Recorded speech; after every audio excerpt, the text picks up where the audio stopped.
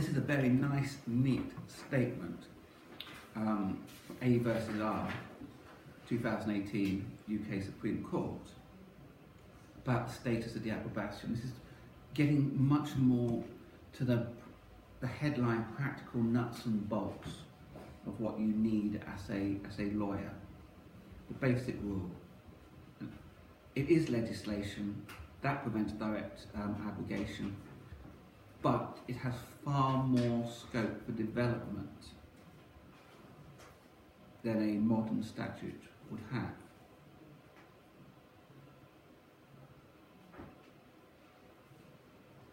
So, I mean, the example I give in the study guide, let's think about the Prince of Hanover case. That's an anachronistic statute from the early 18th century in England and Wales is definitely still good law in England and Wales, just because it makes no sense. It's still there. It's parliamentary sovereignty, so the Act is still sovereign. Whereas with the approbation, it's far more prone to being interpreted in a broad way or narrow way as required in order to make sense in the modern time. Was not intended to prevent the further development of the island's common law. So in a way they say it can't be abrogated, but abrogation and development can look like very similar things in law. I think it can become obsolete. Yeah. And that's a principle of customary law, that customary can move on when something's become obsolete. Yeah. If the idea of abrogation through non-usage.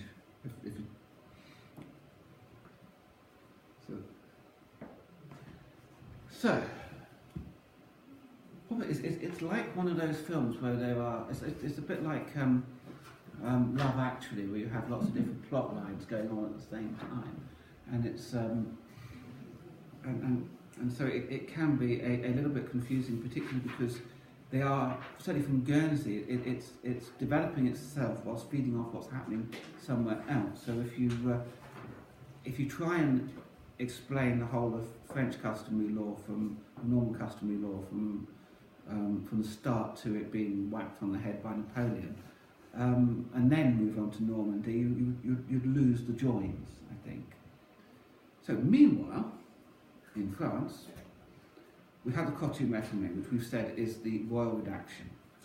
Terrian had a profound influence, and we have a highest authority possible to say that Terrian has a profound influence on the Coutume Réformée.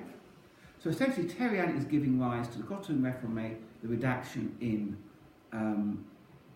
Normandy, whilst a half-baked commentary on Terrian has turned into the approbation. It's a bit like the Coutume Réformée is the Rolls Royce of redactions, whereas the approbation, it's Darren Rodney's Robin Reliant, really. But you've just got to, is that fair? Yes. Fair sort of way of looking at it, yeah.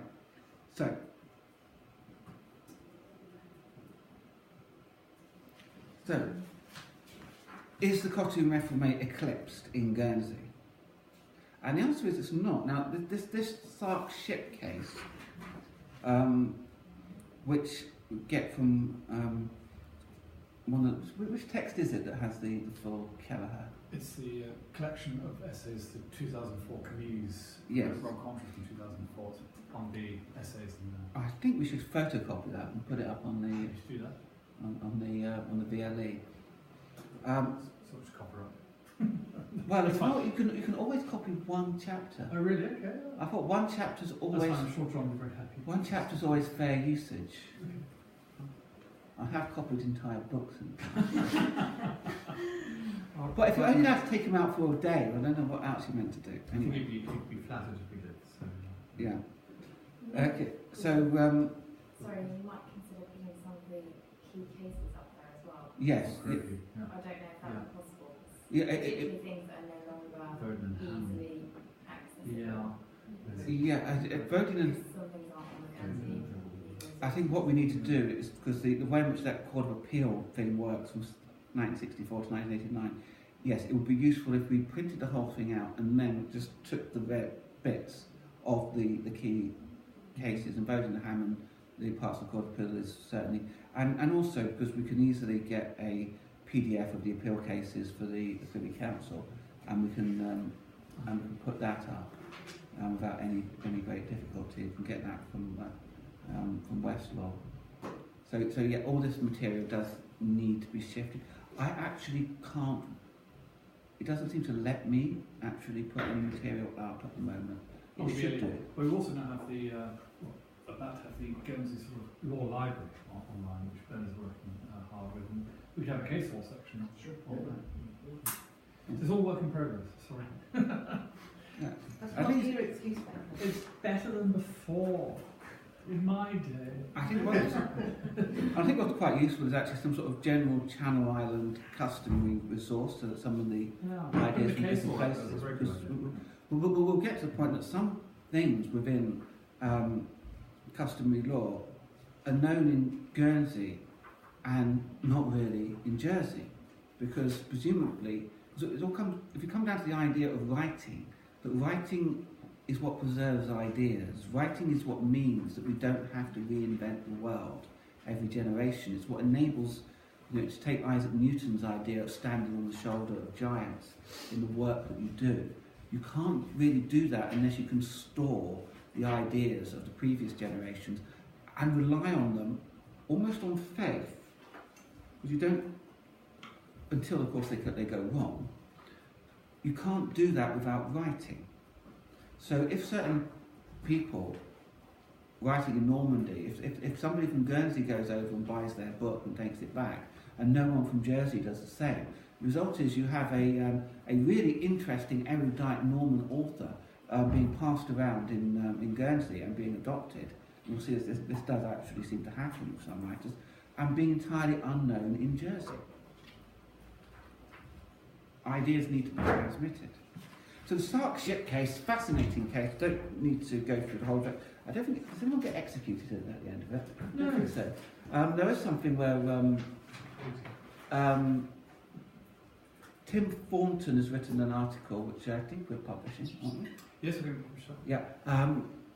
Where he talks about there's extradition. Someone does get executed. Extradition between. Don't be so horrified. It was perfectly normal in those days. Extradition between Normandy and I think it was, in that case was to do with Jersey, but I think the idea was that it was perfectly normal to have fairly informal legal relationships between the Channel Islands and the Norman neighbours. And you might say it's a bit like if I've lived in Gibraltar. There's meant to be strict formal relationships, but in actual fact they'll probably just ring up their cousin across the border and ask for a favour. And so it is, in those particular days. There could be a little bit more informal. And the remarkable thing about this case was a ship was basically abandoned off the coast of Sark. And the question was, who owned it? Because in those days, the law had developed, in many ways, to be quite astute to allowing the king to claim everything. But often you might have other questions as to whether it should be the local lord, the seigneur, who should claim it, or should it be the person who discovered it? So they didn't really know what to do, and remarkably they toddled off to Rouen, and they asked the Norman judges, including Béraud, who's one of the authorities, who's still a citable authority, for their advice. Obviously, they didn't have jurisdiction. It would be a bit like if we were to say in the law officers, either in Jersey or in Guernsey, say, well, we don't really know what anything about this, and ring up a retired law lord or something like that to say, well, do you have any ideas for us? Or indeed to actually start instructing English counsel when it really shouldn't really concern them. But anyway, so that's what they did. And that's actually a very good example, because we actually, and I'm sure you do it the same, you instruct an English law QC on a matter of Jersey or Guernsey law when the law is sufficiently similar to make their opinion worth having. And that is essentially what they're doing here. in the same way as when we had the ex-children case, and it's the same with all the big personal injuries cases, there's usually some QC or sitting behind the local advocates advising on English tort law, because English tort law is the law that is most applicable, and also they're the people who have an expertise in this area, which is entirely not going to be found by somebody who's a local advocate and only has to do these sort of cases every now and then. So this is the equivalent, toddling off to Rouen and asking foreign judges for an idea. And what strikes me about this is it doesn't seem to be terribly remarkable at the time. No one seems to say, hang on, what on earth are you doing going off to Normandy? They're French. They're French and not exactly our friends at the moment. We're not actually at war with them, but you never know. It's early days. Although by the time you get to the late 17th century and you have people like the Marchand writing, you have the first Jersey commentators, Poindexter and Leggett, I think it's fair to say there was no sign of anything like this happening at that particular point. I mean, you've had the Civil War, you've had the 30 Years' War in Europe, things have been a little less civil.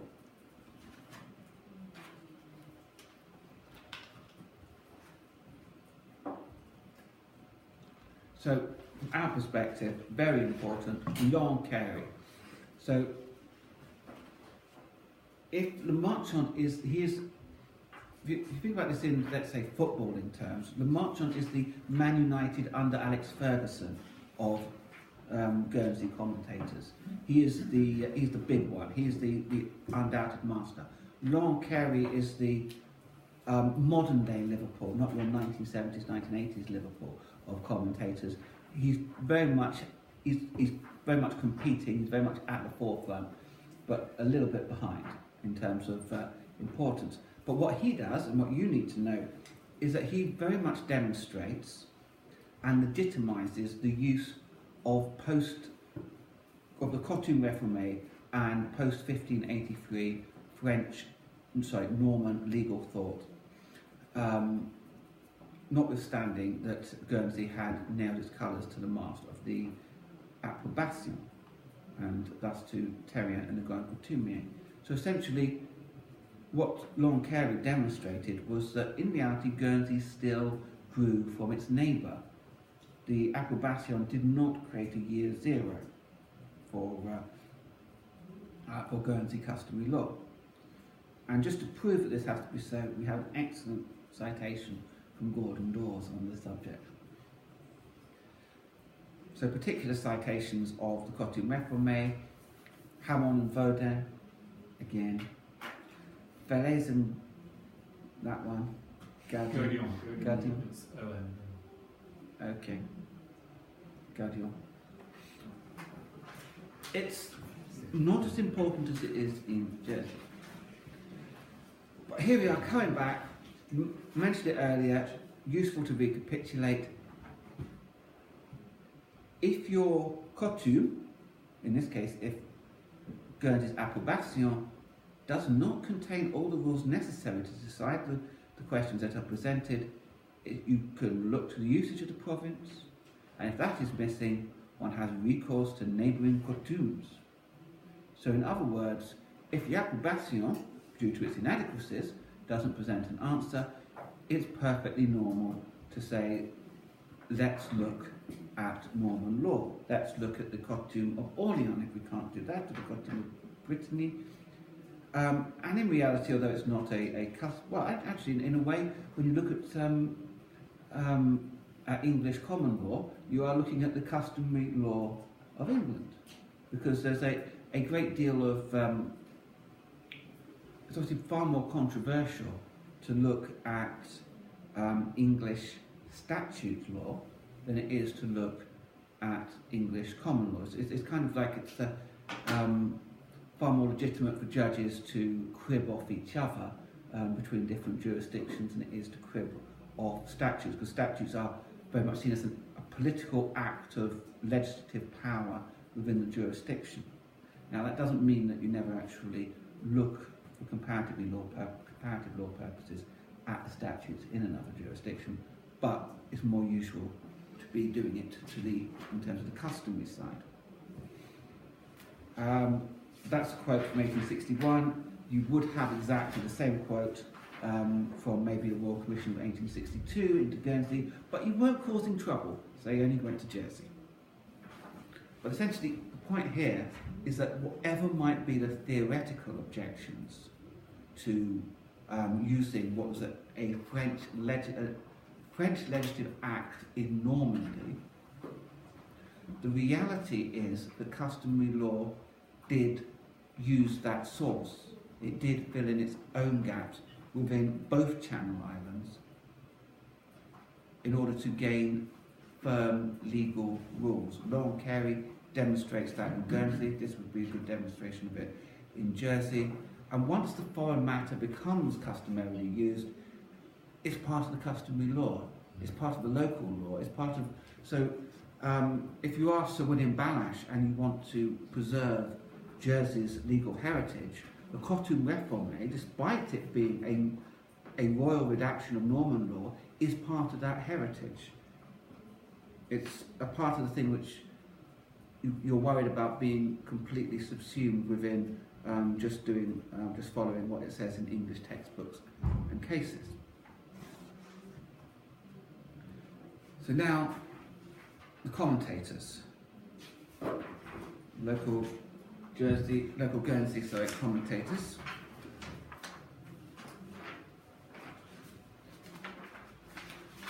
As you can see, the Marchant is at the top. He's in bigger letters, and that's because he's the most important one. He's essentially the founder of this. He's the first proper Guernsey commentator. He is your Coke's Institutes of Commentators. Probably referred to much more in comparison. Yes. And then you have others. These, Lord Carey is the most important. Touch briefly on the other ones. But it's useful, I think, when you're going to do a case like, do a question on commentators, to have an idea of roughly what these people said and examples of where they're cited. If in doubt, Bowden and Hammond, but if that's the only thing you ever say, you're kind of admitting that you've not revised the question too much and you probably couldn't do some of the other questions.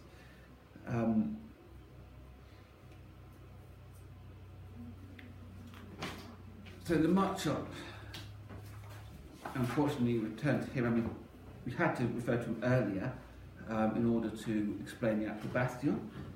So now we need to just recapitulate him a little bit. He wrote his Remarques and animadversions sur l'approbation des lois et coutumes de Normandie in the late 17th century. Now, strangely enough, it's almost exactly, apart from the need to refer to l'approbation, the same title as the first Jersey commentator, Poindexter, gives to one of his main works. So he wrote it in the 17th century, published in 1826. Does it matter that it wasn't published in 1826?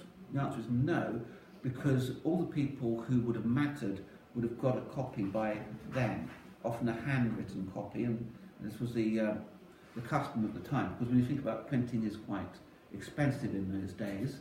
You've got very, very few lawyers. I don't know what did they have a restriction in Guernsey on the number of lawyers? Yes, there was, yes. Until the quite late on, actually. And very few. Because in Jersey it was restricted to 4 and then 6. Yeah. And Yes. so you had very, very few lawyers. So what they would do, if they had a particular text that was important, they would write it out by hand, or maybe they would just get some clerk to write it out by hand. And so these handwritten copies would circulate. So the people who needed to know probably had it, even though it wasn't actually published to 1826. So what did Le Marchant do? Well, pulling out these quotes helps to show, the key parts. It's a commentary on the text of Terrien, so far as it is applicable to this island. That's the bailiff giving evidence in 1848. Peter Jeremy, important because he is himself a major authority, not quite your, trying to get into the Champions League sort of bit, but definitely mid-table respectable. It's described as the jurats at the time. The jurats then were still judges of the law. Yes, it wasn't At that particular time. That was until 48, wouldn't it be? But they just say the source of criminal law is the approbation with Lamarchan's commentaries thereon, which actually will often mean that Lamarchant has pretty much knocked on the head some of the worst parts of the approbation. But HM Controller says, it's interesting enough, but it's not a legal authority. Because in the end, if you think about the coutume is official, coutumier is non-official, he's much more in the coutumier realm, although obviously he's not trying to write the entirety of laws, so not actually writing coutumier as such, but he's much more your Clark and Linsell, or your of writers. He's a text writer, not a doesn't hold any authority. He wasn't actually, as we said earlier, even a lawyer. But it's the lens through which we see the approbation and Terrian. And this is perhaps a useful quote which I got off the internet. So it says, the very bit at the end, when the approuveurs talk of a point of law, we use it.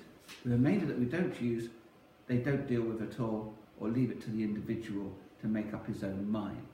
So in other words, discursive parts of the approbation, and thus discursive parts of Terrian, that are adopted by the approbation, he more or less just puts in a bin as far as he can, or just say, well, we start afresh.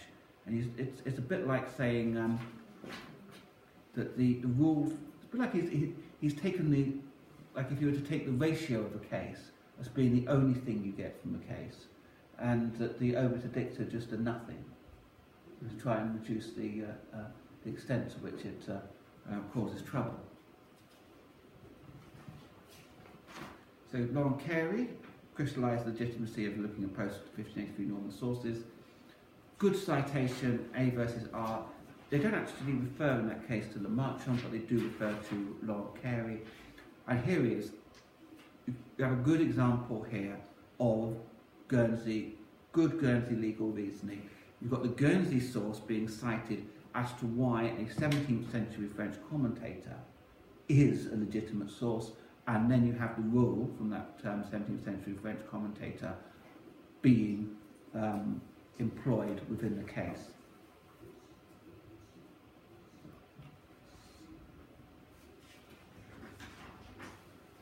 So one of the things sort of said often in the study guide, is it relevant? How far is it relevant? So that sort of chain of reasoning shows that sort of, is it relevant?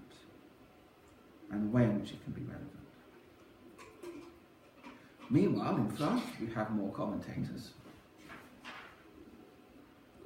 The amalgam, so these three writers their work tended to be amalgamated. They didn't work together, but their writings are put together in one particular commentaries. These are reasonably well cited, but not that often. It's Banage, who is the main post-1583, post-Cotton Reformé Norman commentator. All of this would be more easily demonstrated if we were able to use the Guernsey Legal Resources site to do a quick search. But if you do carry out the search in the Jersey thing, which has been undertaken, we've got the writings in the back of one of the handouts. You find that Banage is cited more than the rest of them, those three put together.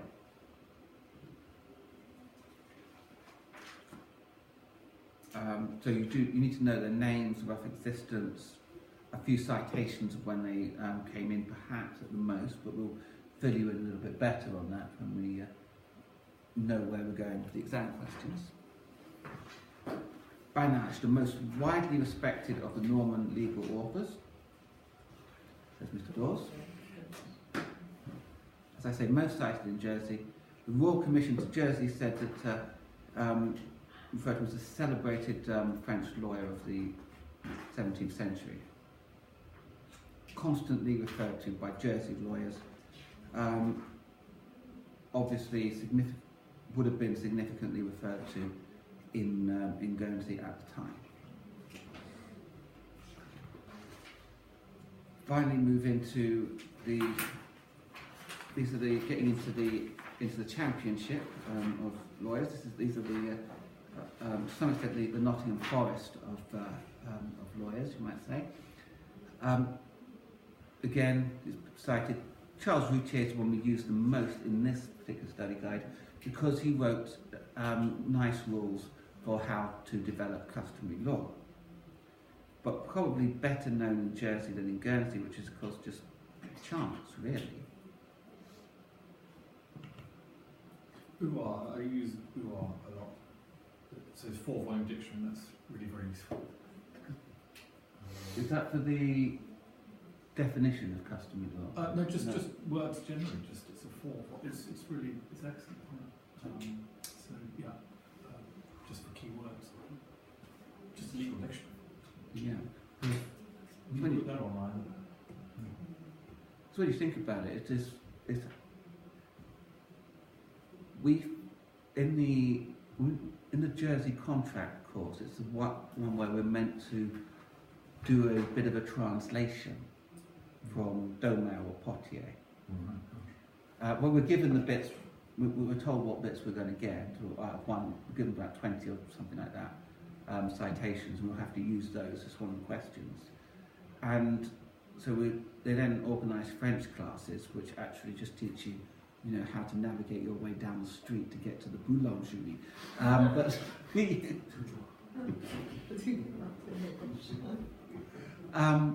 But it does actually soon become apparent that the teacher from the Alliance Française can't actually translate the legal terms because that they are rarefied. I mean, a lot of these will be actually terms that have lost all importance in France since the Code Civil. So yes, I can see that the legal dictionary would be quite important. I always think I ought to actually use these things a little bit more myself and actually maybe learn French or something like that. I mean, the good thing about French is that it is the easiest language to bluff your way in if you're English, and to have a general idea of what it's about just from what's on the page, because the words are generally similar. It was Flaubert who said, was it Flaubert who said English was, it was just French with spelling mistakes. I think it was Flaubert. Sounds good.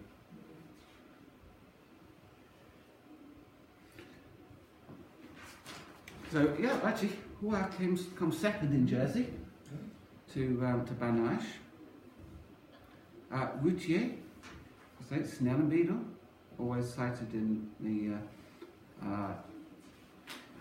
cites everything. So everyone gets cited in Snellenbeedel. Poitiers, who will come to again soon, was a commentator on the customary law of Orléans and is citable in that capacity. There's another chap, Claude de Ferrier, Legal Dictionary. So, but not on customary law, but his definition is worth having as well. And it's the one that Gordon uses, and it has case citations in those two cases.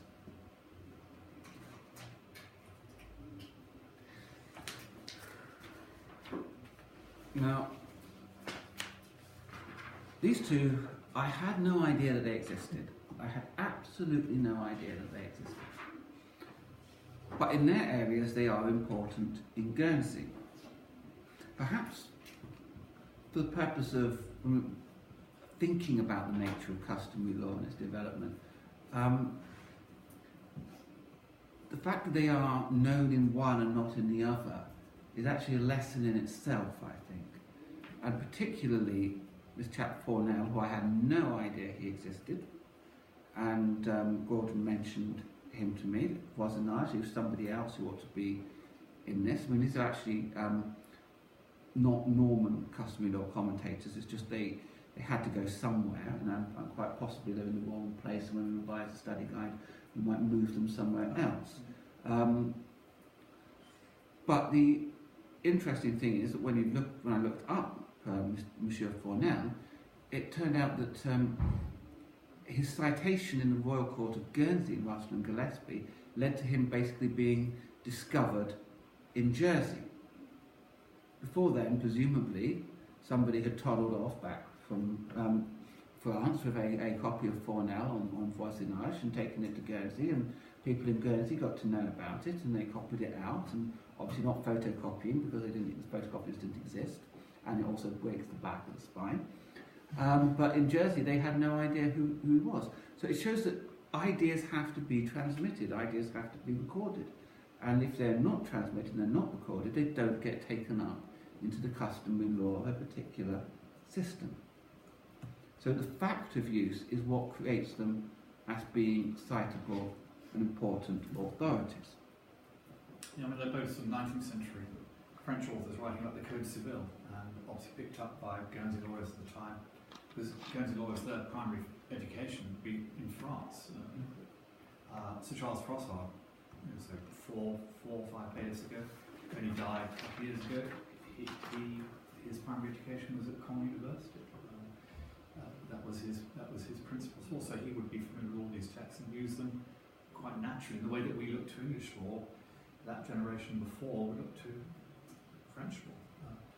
We talked about French statutes being copied. So, for example, between meuble and immeuble, what is movable and immovable property, the Guernsey ordinance is simply lifted from the Code Civil. So we haven't been consistent. We got less, as the 20th century went on, we got less and less francophone, more anglophone.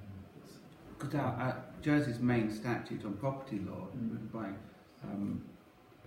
Sir Marriott Pippin, 1880, draws heavily on the Code Civil, and to understand various parts of it, you ideally need to know those particular parts of its background. And that's one of the problems is that the number of lawyers in Jersey who really have a firm grip on it obviously are declining. I mean, there's a reason that we have a chap called Stephen Paller in our office. I don't know if you know Stephen? No, I don't know him. No. Well, he retired, but sort of then kept on as a consultant to the AG, precisely because he has this big body of knowledge which needs to be preserved and passed on. And part of the reason for this course is so that even if you don't get a complete knowledge of it, you will know where to start looking. And often the thing that you don't know when you come to Guernsey, come to Jersey from outside, particularly from England, is exactly when and where you should be looking. Okay, now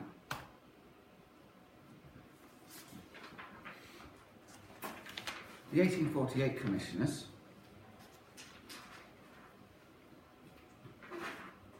dealt with these before. They were royal commissioners, they were barristers, they were leading barristers in England who were commissioned to go to the Channel Islands and report on what on earth's going there that's causing people to write angry letters to the Privy Council.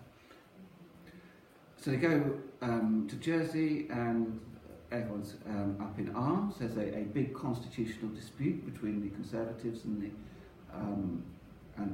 Liberals, and there's also a third party in Jersey, which is the outsiders who think that everything should be done the same as in England.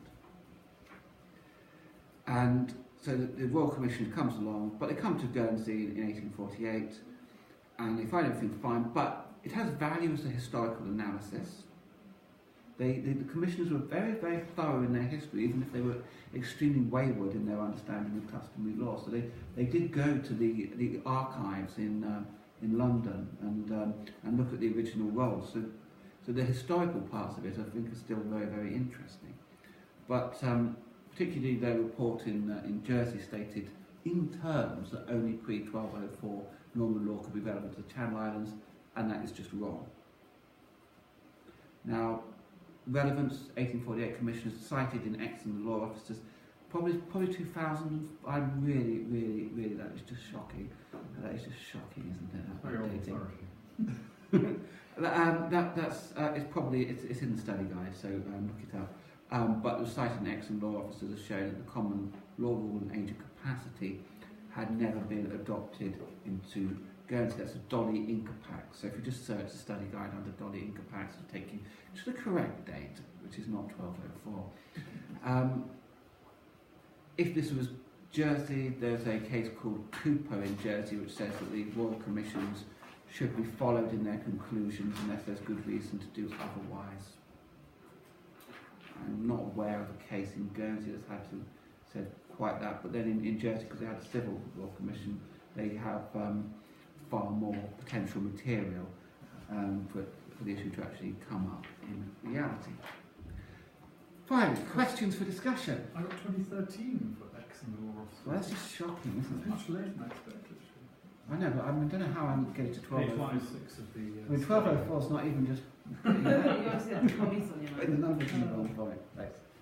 So page 106 is the reference to X and the law officer. Footnote 187. Okay, so questions for discussion. If we just divide 3 and 4, or 3 and 4. Not Gordon. Gordon's not in the. Gordon's not in the discussion. Oh, you won't be able to help himself. And if you take, a few minutes on that, and I'll stop the clock. Okay, switched over. A comfort break? This is a petty